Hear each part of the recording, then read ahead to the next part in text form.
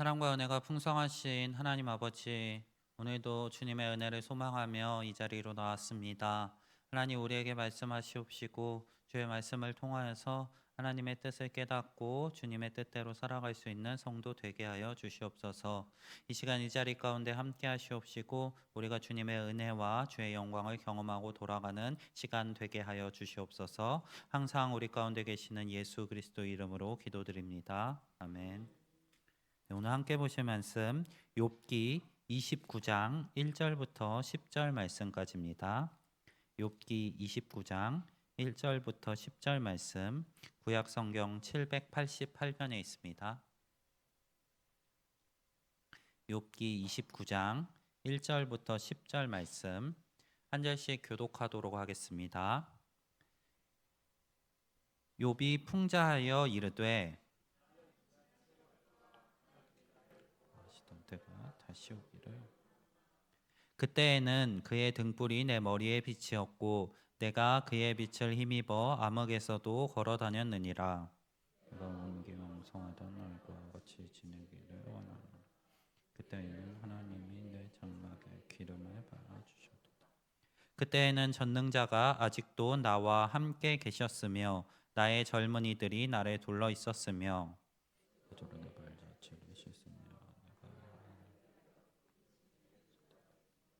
그때에는 내가 나가서 성문에 이르기도 하며 내 자리를 거리에 마련하기도 하였느니라.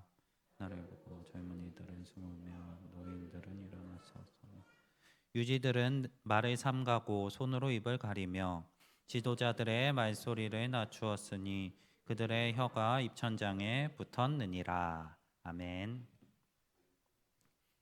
성도님들은 혹시 과거로 돌아가고 싶다는 생각해 보신 적 있으신가요? 많이들 해보셨을 것 같습니다. 과거로 돌아가고 싶어 하는 이러한 생각은 비단 오늘날의 우리만 하는 생각은 아닙니다. 이미 과거에 있었던 많은 우리의 선조들 역시 과거의 시기를 그리워하며 그때로 돌아가고 싶어 하는 마음들을 많이 표현하였습니다. 대표적인 예시로 과거로 돌아가고 싶어 하는 이러한 마음을 담은 대표적인 예시로 타임머신을 들 수 있을 것 같습니다. 타임머신에 대해 생각했던 계기는 과거로 돌아가서 그 과거에 있었던 일을 고치고 싶어하는 우리의 마음의 발현입니다. 이미 1980년도에 백투더 퓨처라는 영화에서 이러한 타임머신을 주제로 하여 내용들을 전개하며 과거로 돌아가 그 과거를 바꾸는 내용들을 영화로 만든 적이 있습니다. 요즘 시대에는 이러한 과거로 돌아가는 내용을 담은 이야기들이 더욱더 유행하고 있습니다. 요즘 세대 아이들이 즐겨보는 웹툰이나 웹소설 같은 경우에 이러한 과거로 돌아가는 내용을 담은 일명 회기물들이 굉장히 유행하고 있습니다. 인기 차트를 보면은 이러한 회기의 내용을 다룬 그러한 작품들이 많이 나열되어 있는 것을 볼 수 있습니다.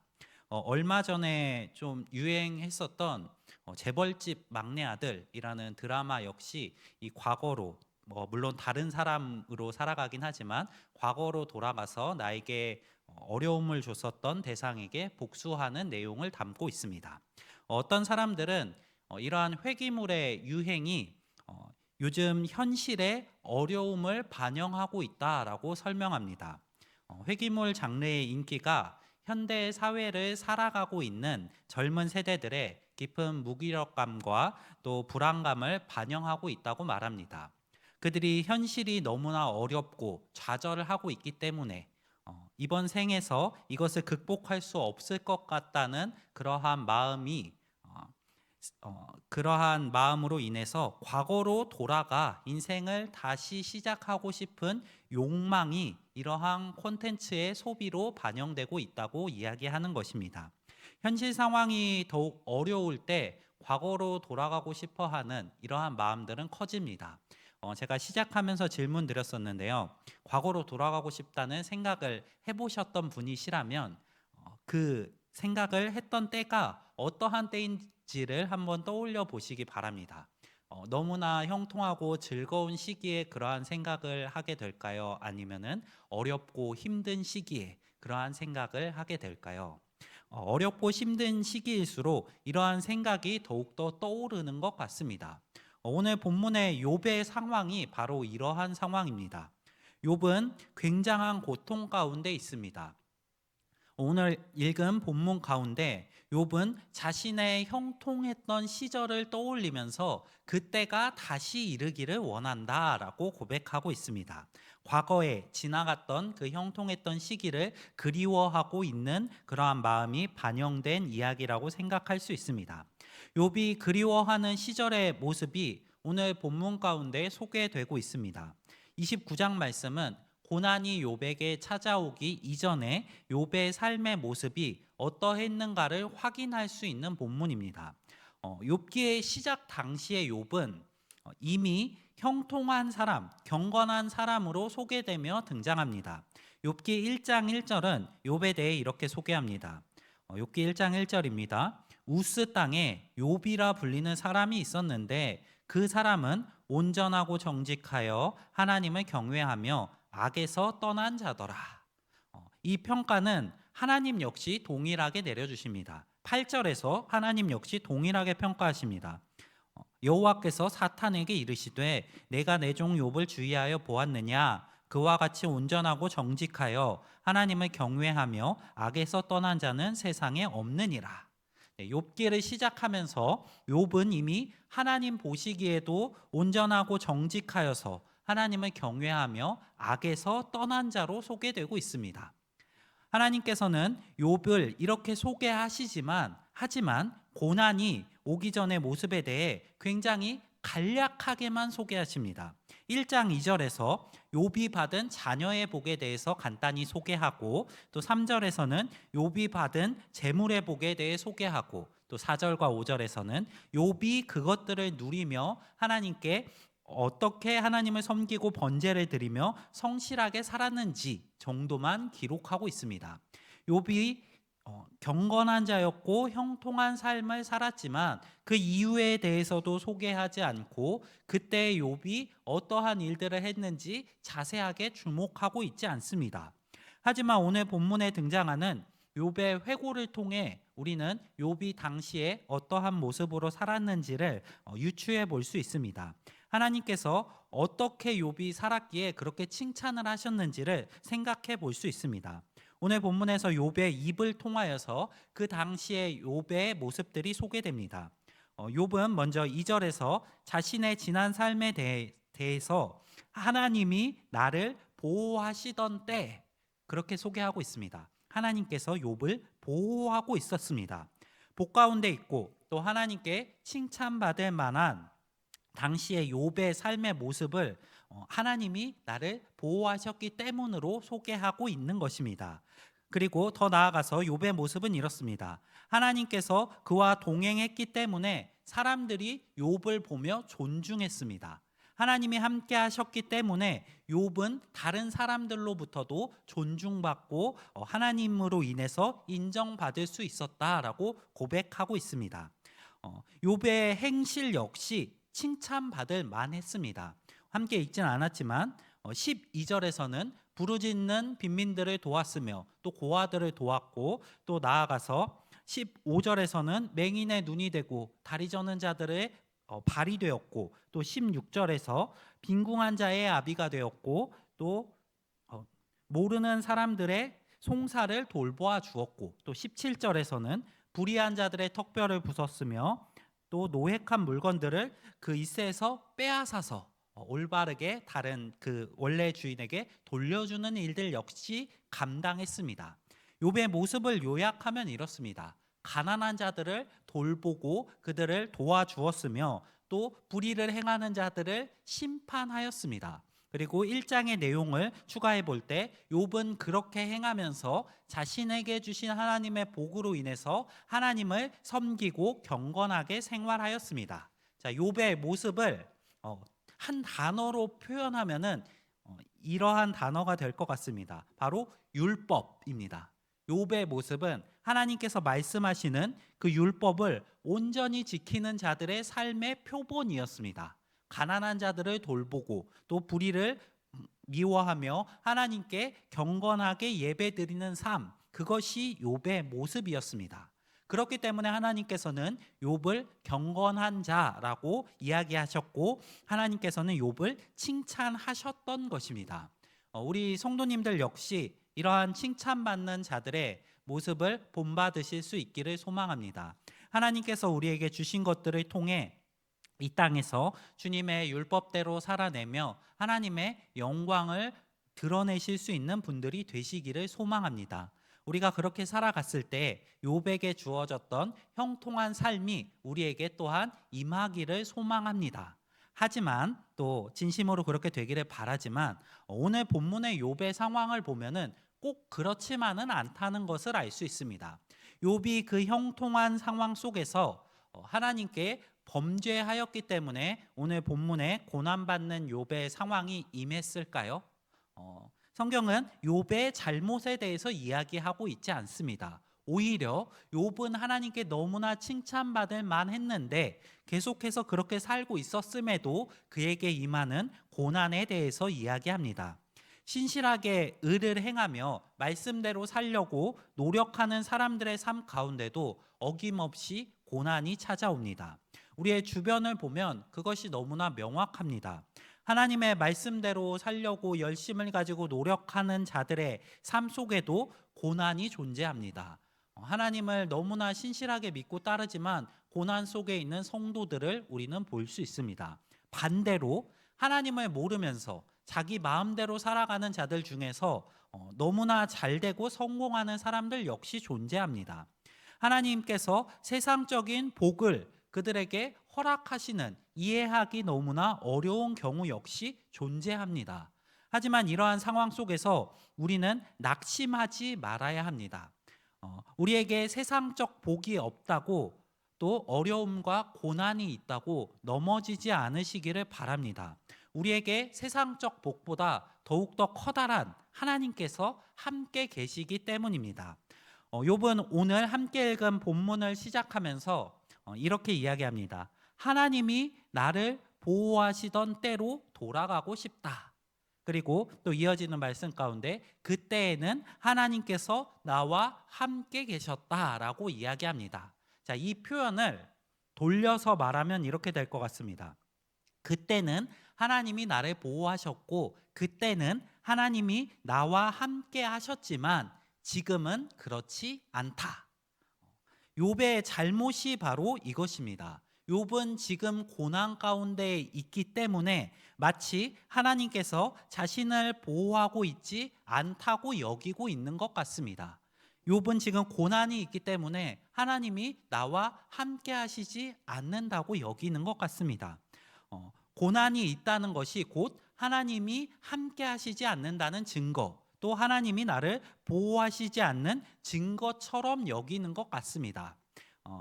우리는 때때로 고난과 어려움 속에서 하나님의 존재를 느끼기 어려울 때가 있습니다. 또 형통한 삶 가운데서 하나님의 복을 너무나 잘 느낄 때가 있습니다. 이 두 가지는 어느 정도 상관관계가 있습니다. 성경은 하나님의 말씀에 순종하는 자들에게 하나님께서 복을 주실 것이라고 이야기합니다. 그리고 하나님의 말씀대로 살아가지 않는 자들에게 벌을 내리실 것을 이야기합니다. 이것은 분명하게 상관관계가 있습니다. 하지만 이것만이 진리는 아닙니다. 이것이 하나님께서 함께 하시다는 근거나 증거가 되지는 못합니다. 오히려 성경은 이 반대의 이야기들을 하고 있습니다. 고난과 어려움 속에서도 우리를 보호하시고 함께 하시는 하나님에 대해서 이야기합니다. 대표적인 예시가 욥기입니다.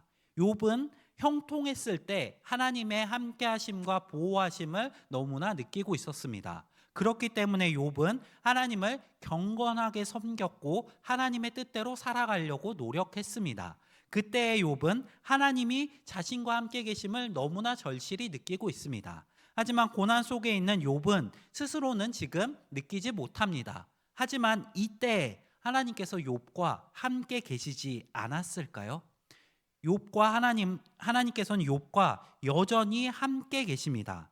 욥은 처음에는 이것을 알고 있었습니다. 자신에게 비록 고난이 있지만 하나님께서 여전히 나와 함께 계시고 자신의 인생은 하나님의 계획 안에 있다는 사실을 인지하고 있었습니다. 오늘 함께 29장을 읽었는데 그 6장 앞에 23장에서 욥은 자신의 상황을 이렇게 고백하고 있습니다. 욥기 23장 10절입니다. 그러나 내가 가는 길을 그가 아시나니 그가 나를 단련하신 후에는 내가 순금같이 되어 나아오리라. 이 당시의 욥은 자신에게 있는 고난을 이렇게 인식하고 있습니다. 내게 비록 고난이 있지만 내가 가는 길, 하나님의 계획 안에 있고 하나님이 알고 계시니 결국에는 내가 단련되어서 순금과 같이 나아갈 것이다 라고 고백하고 있는 것입니다. 욥은 이러한 생각을 가지고 있었지만 이 고난이 계속 지속되고 이 고난 속에서 그를 방문한 친구들이 계속해서 방문하며 욥을 괴롭히자 욥의 마음은 흔들리고 있습니다. 욥은 하나님을 의지하고 하나님의 계획을 인식하고 있었음에도 불구하고 이 고난과 어려움이 계속 지속되고 다른 사람들이 계속 아니라고 지적하고 이야기하자 그의 마음이 흔들리고 있는 것입니다. 우리 삶 가운데 지속적인 고난이 있을 때 우리의 믿음은 너무나 쉽게 흔들리는 것 같습니다. 삶의 고난으로 인해서 방황하고 있는 성도들이 얼마나 많은가요? 그리고 우리 삶에 있는 어려움으로 인해서 하나님과 멀어지는 성도들도 너무나 많이 있습니다. 그러나 우리 삶 가운데 오는 고난은 하나님께서 우리와 함께 하시지 않기 때문이 아닙니다. 성경은 오히려 고난 속에서도 하나님께서 함께 계시다고 이야기합니다. 더 나아가서 하나님께서 함께 하시기 때문에 우리의 삶 가운데 고난이 올 수 있다고도 이야기합니다. 초대교회 시절에 교회는 수많은 박해를 받았습니다. 당시 로마 정부로부터 그리고 유대인들로부터 수많은 박해와 어려움을 받았습니다. 그들이 박해를 받은 이유는 예수 그리스도를 주로 고백했고 하나님께서 말씀하신 이 말씀을 신실하게 믿었기 때문입니다. 그들의 삶 가운데 오는 박해는 하나님을 믿고 그의 말씀을 따름으로 인해서 오는 것이었습니다. 예수님께서도 분명하게 경고하셨습니다. 예수님을 믿는 자들을 세상이 미워하기 때문에 그들의 삶 가운데 고난이 있을 수 있다고 말입니다. 이렇게 고난과 어려움 속에 있는 그 당시 초대교회 사람들을 향해 초대교회의 지도자였던 베드로는 이렇게 충고합니다. 베드로전서 4장 12절부터 13절입니다. 우리 함께 읽어보도록 하겠습니다. 사랑하는 자들아, 너희를 연단하려고 오는 불시험을 이상한 일 당하는 것 같이 이상히 여기지 말고 오히려 너희가 그리스도의 고난에 참여하는 것으로 즐거워하라. 이는 그의 영광을 나타내실 때에 너희로 즐거워하고 기뻐하게 하려 함이라.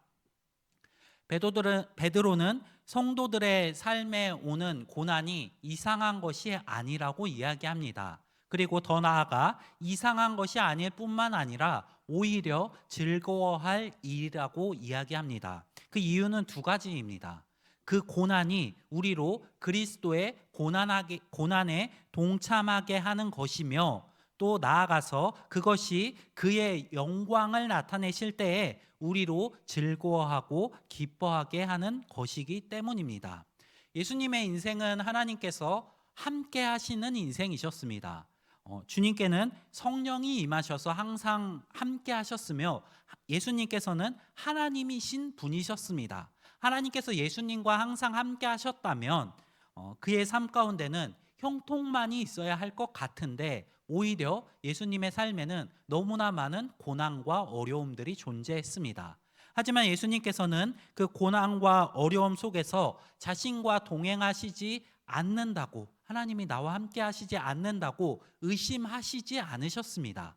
오히려 그 고난 속에서도 하나님을 더욱더 붙들고 하나님의 뜻을 구하며 살아가셨습니다. 그리고 결국에는 그 고난 속에 죽으셨지만 그 고난이 끝난 이후에 다시 부활하셔서 영광의 자리에 오르셨습니다. 우리의 삶 가운데 있는 고난 역시 비슷하게 해석할 수 있을 것 같습니다. 우리가 예수 그리스도와 함께함은 너무나 분명한 사실입니다.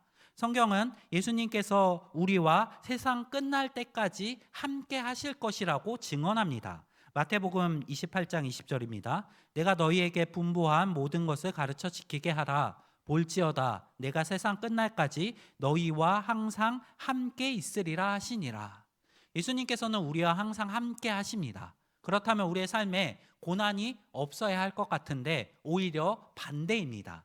예수님께서 함께 하시기 때문에 우리의 삶에는 고난이 존재합니다. 하지만 그 고난은 주님께서 영광을 받으시는 그날에 다 보상받게 될 것입니다. 베드로가 이야기하는 것처럼 우리가 이 땅에서 예수와 동행하며 고난을 받는 그 순간 하나님이 함께 하시지 않는 것이 아니라, 주님의 보호하심이 없는 것이 아니라 함께 하시고 보호하심에도 불구하고 그 고난이 다가오는 것이고, 그 고난 속에서 주님께서 지키시고 우리가 그 고난 속에서 주님의 말씀에 순종하고 나아감을 통해서 주께서 영광을 받으실 그날에 그것은 우리의 기쁨이 될 것입니다.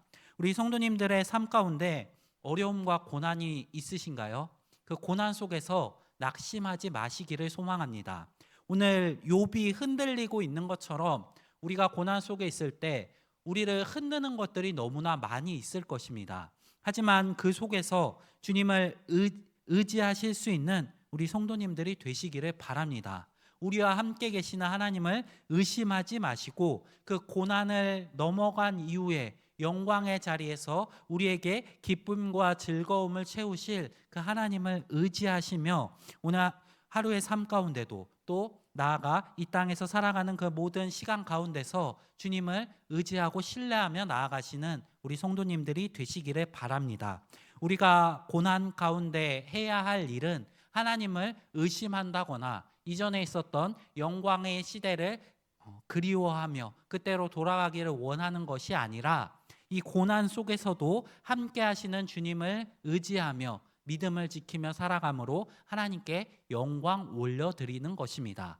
우리가 그렇게 살아갔을 때 마지막 때에 하나님께서 기뻐하시며 그 기쁨이 우리에게 넘치고 우리의 즐거움이 될 것이기 때문입니다. 고난 속에서도 항상 함께 하시는 하나님을 기억하시며 우리 하나님을 의지하시며 그 고난 속에서도 승리하실 수 있는 우리 우이동교회 모든 성도님들 삶이 되시기를 소망합니다. 네, 오늘 말씀 기억하면서 우리 함께 기도하며 나아가겠습니다. 먼저 두 가지 기도 제목 놓고 기도하겠습니다. 첫 번째로 하나님이 함께 하시지 않기에 고난이 오는 것이 아니라 그 고난도 결국에는 하나님의 선하신 계획 안에 포함되어 있다는 사실을 인정하며 하나님을 신뢰하는 성도 되게 해달라고 기도하겠습니다. 우리에게 있는 고난이 우리의 눈을 가리지 않게 해주시기를 기도하도록 하겠습니다. 또 이어서 두 번째로 내 삶에 있는 고난 속에서도 낙심하지 않고 하나님을 의지하며 이겨내는 성도 되게 해달라고 기도하겠습니다. 고난 속에서도 주님을 의지하며 그것을 이겨내며 하나님의 기쁨이 되고 또 우리에게 기쁨이 넘칠 수 있기를 기도하도록 하겠습니다. 이 두 가지 기도 제목 놓고 함께 기도하며 나아가겠습니다.